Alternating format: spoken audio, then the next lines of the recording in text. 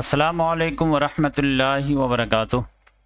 آسان درس قرآن بائی نام الرحمن میں آپ لوگوں کا خیر مقدم ہے۔ اب انشاءاللہ ہم لوگ شروع کرنے جا رہے ہیں ویڈیو نمبر 375 سورہ انفطار، سورہ نمبر 82 آیت نمبر 1 سے آگے۔ چلیے شروع کرتے ہیں اللہ تعالیٰ کا نام لے کر کے۔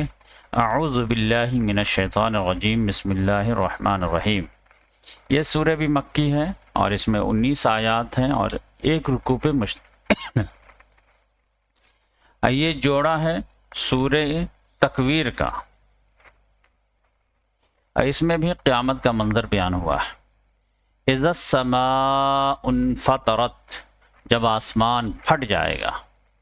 وَإِذَا الْكَوَاكِبُ انتثرت، اور جب تارے بکھر جائیں گے۔ وَإِذَا الْبِحَارُ فُجِّرَتْ، اور جب سمندر پھاڑ دیے جائیں گے۔ تو یعنی قیامت جب قائم ہوگی اس وقت کیا منظر ہوگا تو اللہ تعالیٰ نے بتایا۔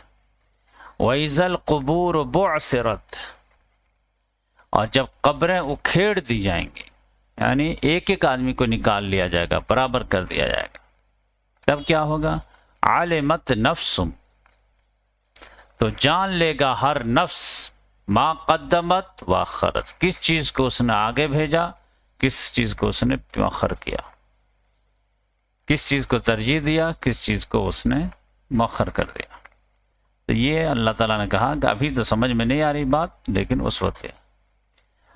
اب سب سے اہم آیت آ رہی، یا ایھا الانسان، اے انسان، ما غرک بربک الکریم، کس چیز نے تجھے دھوکے میں ڈال دیا رب کریم کے تعلق سے۔ الذی خلقک، اس رب کریم کے تعلق سے دھوکے میں ڈال دیا جس نے تم سب کو پیدا کیا۔ فسواک، پھر اس نے تجھے ٹھیک ٹھاک کیا۔ فعدلک، پھر تجھے معتدل بنایا۔ فی ای صورت ما شاء رکبک، جس صورت میں اس نے چاہا تجھے جوڑ دیا۔ اس رب کریم کے تعلق سے تجھے کسی نے دھوکے میں ڈال دیا کہ نہیں، قرآن میں جو ڈرایا گیا ہے وہ بس خالی خولی دھونس ہے۔ جیسے ماں جو ہے بچے کو ڈانٹتی ہے کہ آنے دو والد کو، تمہیں پٹواتی ہوں، تمہیں بوٹی کر دوں گی، تو وہ پھر کچھ دیر کے بعد شانت ہو جاتی ہے، بھول جاتی ہے، شوہر سے شکایت نہیں کرتی ہے۔ تو ایسی خالی خولی دھونس ہے کیا؟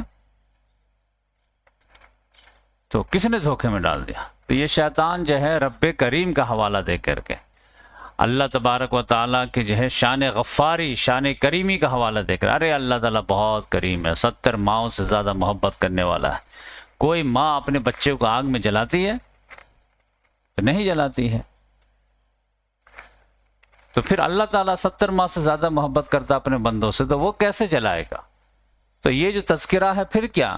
ارے وہ ویسے ہی ہے جیسے ماں ڈراتی ہے اور پھر جو ہے وہ شانت ہو جاتے، ویسے ہی جو ہے اللہ تبارک و تعالیٰ بھی ڈرا دیا ہے، پریکٹیکل میں نہیں جلائے گا۔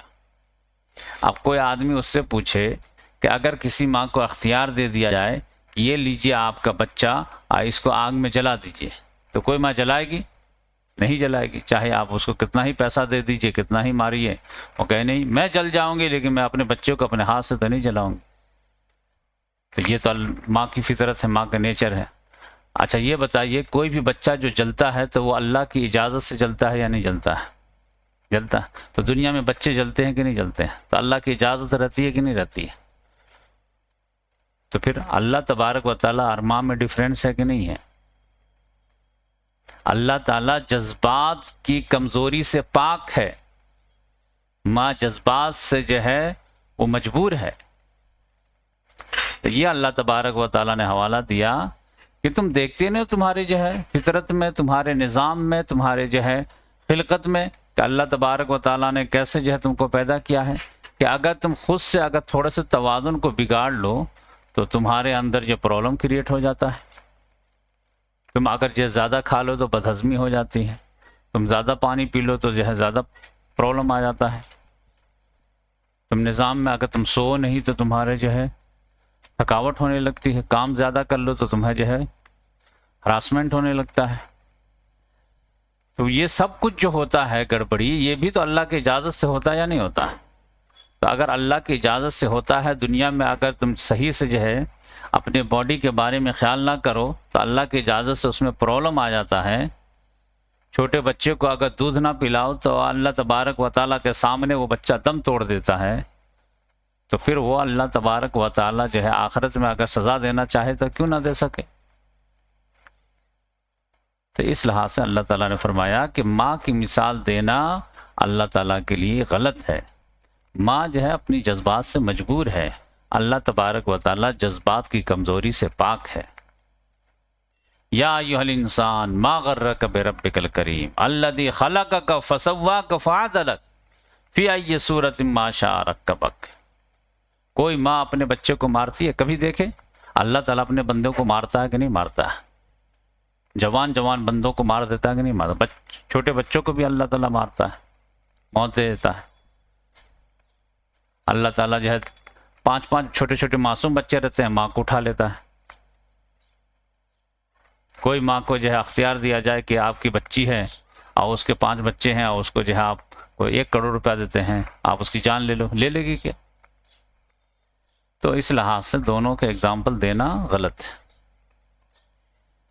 اللہ تعالیٰ نے فرمایا کہ کلا ہرگز نہیں، بل تکذبون بالدین، بلکہ تم لوگ روز جزا کو جھٹلاتے ہو، شان کریمی کی دہائی نہیں دیتے ہو، بلکہ تم لوگ اللہ تعالیٰ کے مبنی پر انصاف ہستی ہونے کا انکار کرتے ہو۔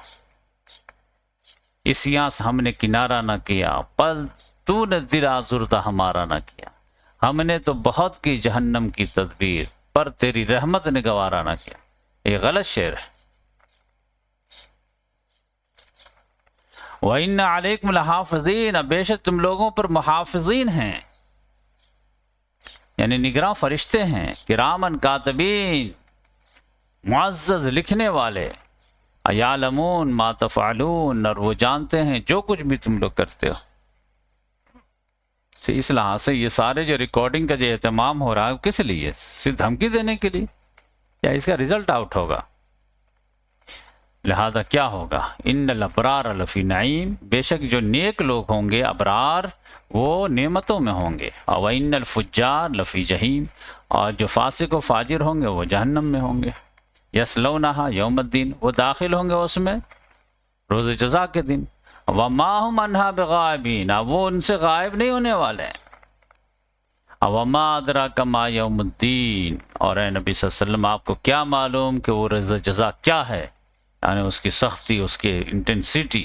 ثم ما ادراک ما یوم الدین، پھر آپ کو کیا معلوم کہ وہ روز جزا کا دن کیا ہے، اس کی حقیقت کیا ہے۔